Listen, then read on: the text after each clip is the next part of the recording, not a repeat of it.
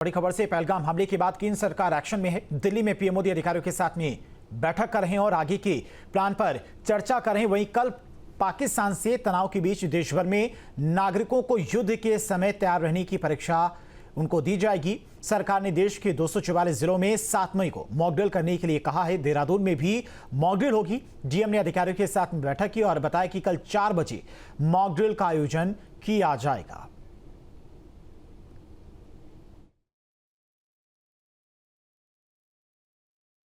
Emergencies के case में जो सिमुलेशन ड्राइव्स और प्रिपरेटरी एक्सरसाइजेज की जाती हैं तो उसके लिए आज हमारी सभी विभागों के साथ बैठकें गतिमान हैं और शाम को सिचुएशंस और एरियाज़ और जो रिसोर्सेज हैं, टीम्स हैं, वो फाइनलाइज कर ली जाएंगी और कल इसका हमारे म्यूनसिपल एरिया में, टाउन एरिया में एक्सरसाइज की जाएगी।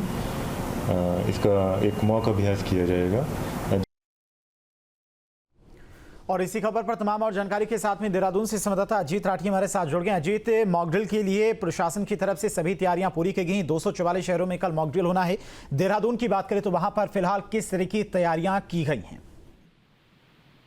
देखिए, चूंकि मॉक ड्रिल कल होना है तो ये बात भारत सरकार की तरफ से कई दिन पहले ही बता दी गई थी और इसके लिए लगातार पिछले 2 दिनों से तैयारी चल रही है। आज भी मुख्य सचिव ने 2 बैठकें मॉक ड्रिल की तैयारी को लेकर ली और देहरादून एक ऐसा शहर है जहां पर उत्तराखंड में मॉक ड्रिल की जानी है।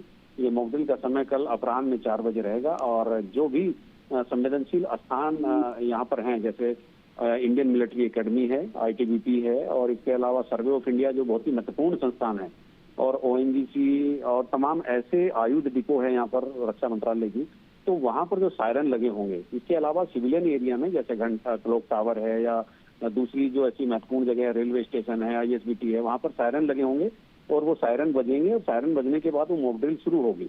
और इसमें अभी चूंकि शाम को जब चीफ सेक्रेटरी उत्तराखंड में ये बैठक ली तो DGP और समेत तमाम लोग मौजूद थे और DG सिविल डिफेंस, तो सभी को बता दिया गया कि कल क्या क्या होना है।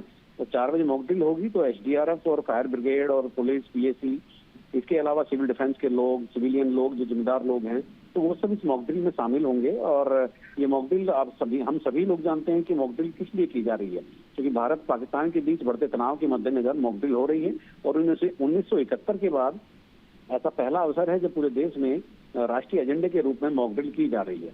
तो इसको लेकर के तैयारियां पूरी हो गई हैं और जिलाधिकारी को ये पूरी जिम्मेदारी देहरादून को दी गई है कि वो इसको सफलतापूर्वक कराएं और बाकी जो डिपार्टमेंट हैं जो सपोर्ट करने वाले हैं तो उनको भी दिशा निर्देश जारी कर दिए गए। जी ठीक है, बहुत बहुत शुक्रिया आपका अजीत, तमाम सारी जानकारी के लिए।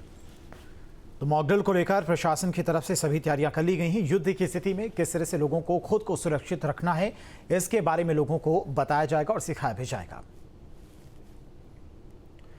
वहीं रिटायर्ड मेजर जनरल शमसी सभरवाल ने कहा कि युद्ध की स्थिति हो या ना हो, लेकिन मॉक ड्रिल एहतियातन के लिए आयोजित करना जरूरी है। साथ ही उन्होंने कहा कि पाकिस्तान के साथ ही बांग्लादेश से भी सतर्क रहने की जरूरत है। ये मॉक ड्रिल जो है पब्लिक को अभी तक क्या है, हम सिर्फ सुन रहे हैं लेकिन हमने उसके ऊपर ज़्यादा ध्यान नहीं दिया है।